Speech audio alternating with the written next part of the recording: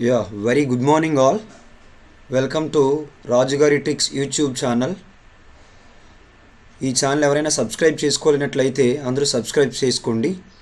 ఈ వీడియో ద్వారా మీకు అందించే విషయాలు ఏంటంటే చాలామందికి అసలు గవర్నమెంట్ జాబ్స్ ఏముంటాయి, ఏది చదివిన తర్వాత ఏ గవర్నమెంట్ జాబ్కి అప్లై చేసుకోవాలి అన్నది చాలామందికి తెలియదు. దానిపైన ఈ వీడియో చేయడం జరిగింది.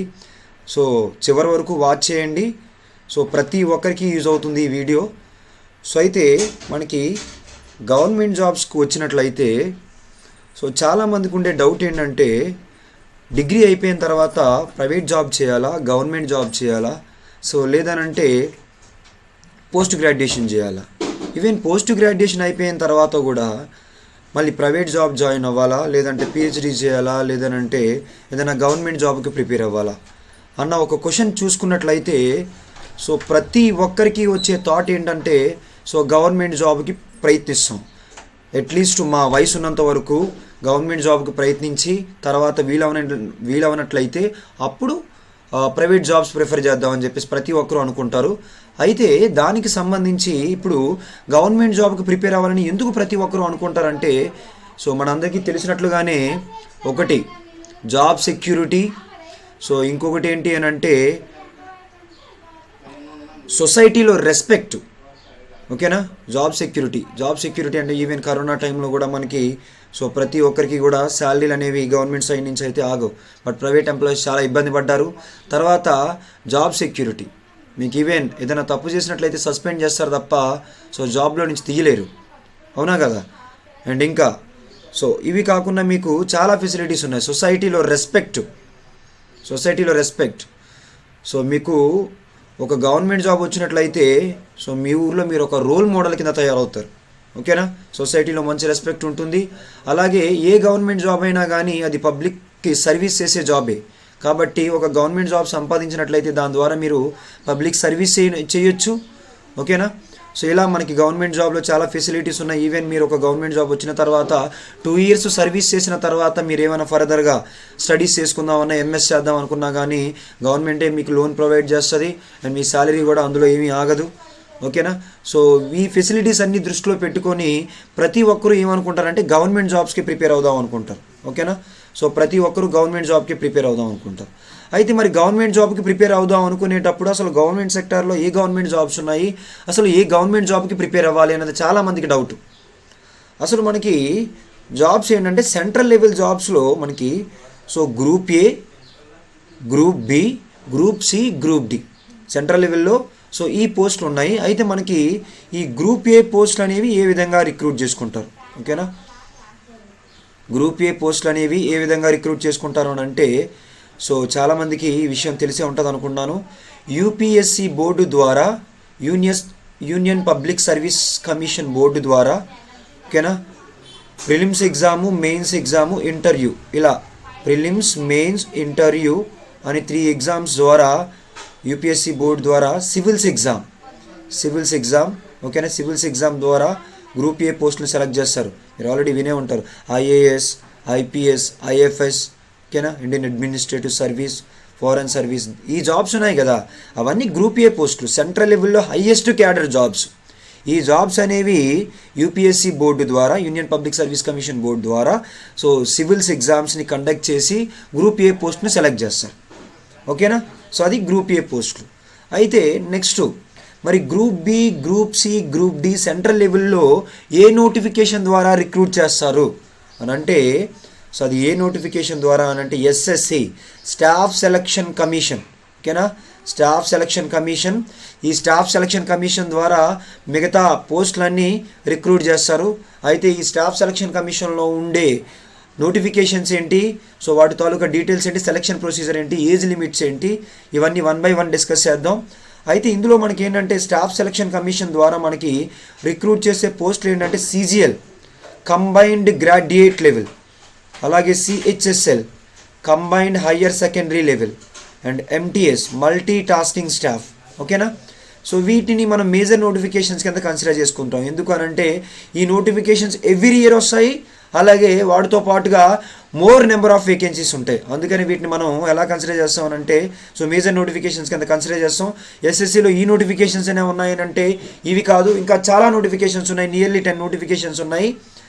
సో వీటితో పాటుగా మనకి స్టీనోగ్రాఫర్ అని చెప్పేసి, ఎస్ఎస్సి జీడీ కానిస్టేబుల్, ఓకేనా, జీడీ కానిస్టేబుల్ అని చెప్పేసి, ఢిల్లీ పోలీస్ అని చెప్పేసి, ఇలా నియర్లీ చాలా మనకి 10 నోటిఫికేషన్స్ వరకు ఉన్నాయి. కాకపోతే ఇందులో మనం మేజర్ నోటిఫికేషన్స్ కింద సిజిఎల్, సిహెచ్ఎస్ఎల్, ఎంటీఎస్ చెప్పుకుంటాం. అయితే ఇందులో 1 by 1 సో ఒక్కొక్కటి మనం డిస్కస్ చేద్దాం. ఎంటీఎస్కి అప్లై చేయాలంటే మనకి ఏ క్వాలిఫికేషన్స్ ఉండాలి, అసలు సిలబస్ ఏముంటుంది, సెలక్షన్ ప్రొసీజర్ ఏంటి, అందులో ఉండే పోస్టులు ఏంటి, అవన్నీ సో ఒకసారి డిస్కస్ చేసుకుందాం. 1 by 1 డిస్కస్ చేసుకుందాం. ఫస్ట్ అయితే ఎంటీఎస్కి సంబంధించిన డీటెయిల్స్ చెప్తాను, ఆ తర్వాత నెక్స్ట్ సిహెచ్ఎస్ఎల్ డిస్కస్ చేద్దాం, ఆ తర్వాత సిజిఎల్ డిస్కస్ చేద్దాం. 1 by 1 డిస్కస్ చేద్దాం. ఫస్ట్ ఎంటీఎస్లో ఉండే ఎంటీఎస్కి సెలక్షన్ ప్రొసీజర్ ఏంటి, అసలు ఏంటి అన్నది ఎంటీఎస్ కోసం డిస్కస్ చేద్దాం. MTS multi tasking staff details, ఓకేనా. ఎంటీఎస్ అంటే మల్టీ టాస్కింగ్ స్టాఫ్. సో ఇందులో మొత్తం చాలా డిఫరెంట్ టైప్స్ ఆఫ్ టాస్క్లు చేసే జాబ్స్ రిక్రూట్ చేస్తారు. అందుకే వీటిని ఏమంటామంటే మనం సో గ్రూప్ డి పోస్టులు సెలెక్ట్ చేస్తారు, అలాగే గ్రూప్ సి కూడా. కాబట్టి వీటిని మనం మల్టీ టాస్కింగ్ స్టాఫ్ అని అంటాం. సో వీటికి సంబంధించి మనం డీటెయిల్స్ చూద్దాం. ఫస్ట్ క్వాలిఫికేషన్స్ ఏంటి, అసలు ఎంటీఎస్కి అప్లై చేయాలంటే సో క్వాలిఫికేషన్స్ ఏంటి, సో ఏం చదివి ఉండాలి, 10th క్లాస్, ఓకేనా. సో క్వాలిఫికేషన్ ఏంటి, 10th class. So 10th class చేసిన ఎవరైనా కానీ సో ఈ పోస్ట్కి అప్లై చేయొచ్చు. సో 10th క్లాస్ చేసిన ఎవరైనా కానీ ఈ పోస్ట్కి అప్లై చేయొచ్చు. మినిమం ఇంత పర్సెంటేజ్ ఉండాలి అన్న రూల్ ఏమీ లేదు, ఓకేనా. సో ఎవరైనా అప్లై చేయొచ్చు. నెక్స్ట్ ఏజ్ లిమిట్కి వచ్చేటప్పటికి ఎంటీఎస్కి అప్లై చేయాలంటే 18 to 25 ఇయర్స్, 18 to 25 ఇయర్స్ ఉండాలి. అలాగే ఎవరైనా ఓబీసీ క్యాండిడేట్స్ అయినట్లయితే వాళ్ళకి +3 ఇయర్స్ అంటే 28 ఇయర్స్ వరకు అప్లై చేయొచ్చు, ఓకేనా. అలాగే ఎస్సీ ఎస్టీ క్యాండిడేట్స్ ఎవరైనా ఉన్నట్లయితే +5 ఇయర్స్ అంటే 30 ఇయర్స్ వరకు అప్లై చేయొచ్చు. అలాగే person with disability PWD candidates, so ఎవరైనా పర్సన్ విత్ డిజేబిలిటీ ఏదైనా అంగవైకల్యం ఉన్న వ్యక్తులైతే మాత్రం సో +10 ఇయర్స్ అంటే 35 ఇయర్స్ వరకు అప్లై చేయొచ్చు. కొంతమంది పర్సన్ విత్ డిజేబిలిటీ అలాగే ఓబీసీ క్యాండిడేట్స్ అయినట్లయితే సో వాళ్ళు ఈ 35 ఇయర్స్ అంటే +10 ఇయర్స్ వస్తుంది, +3 ఇయర్స్ అంటే టోటల్ 13 ఇయర్స్ ఏజ్ రిలాక్సేషన్ వస్తుంది. ఎవరైనా SC ST candidates person with disability అయినట్లయితే 15 ఇయర్స్ ఏజ్ రిలాక్సేషన్ వస్తుంది.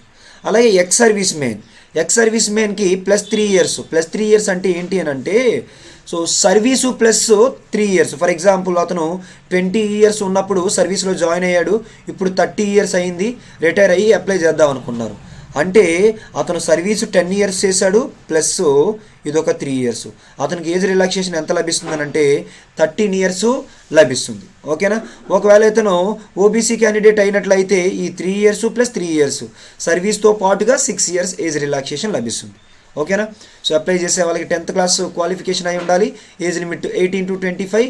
సో ఓబీసీకి అయితే +3, ఎస్సీ ఎస్టీకి అయితే +5, పర్సన్ విత్ డిజేబిలిటీ అయితే +10 ఇయర్స్, ఎక్స్ సర్వీస్ మెన్కి అయితే +3 ఇయర్స్. సో తర్వాత సెలక్షన్ ప్రొసీజర్ ఎలా ఉంటుంది, సో ఎంటీఎస్కి అప్లై చేసిన వాళ్ళకి సెలక్షన్ ప్రొసీజర్ ఎలా ఉంటుందంటే మీకు టోటల్ 2 పేపర్స్ ఉంటాయి, టైర్ 1 టైర్ 2 అంటాం. సో టైర్ 1లో మీకు ఆబ్జెక్టివ్ టైప్ టెస్ట్ ఉంటుంది, టైర్ 2లో డిస్క్రిప్టివ్ టెస్ట్ ఉంటుంది. టైర్ 2లో ఏముంటుంది, డిస్క్రిప్టివ్ టెస్ట్ ఉంటుంది, అంటే మీరు చేతితో రాయాలి. సో రాసేటప్పుడు మీకు డీటెయిల్స్ ఏమున్నాయో ఫర్దర్గా డిస్కస్ చేద్దాం. ఫస్ట్ అయితే టైర్ 1 ఎగ్జామ్ పేపర్ 1 చూద్దాం.